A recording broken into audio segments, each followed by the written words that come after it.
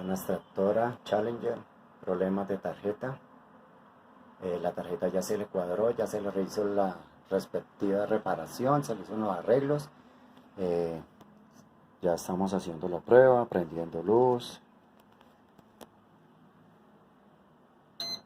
apagando luz. Vamos a ver los ventiladores, funcionamiento de ventiladores, extractores, prendiendo. Primera velocidad, segunda velocidad,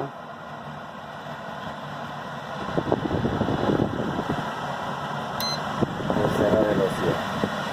En perfecto estado de desempleo. Vamos a terminar de hacer la acoplación, apagando.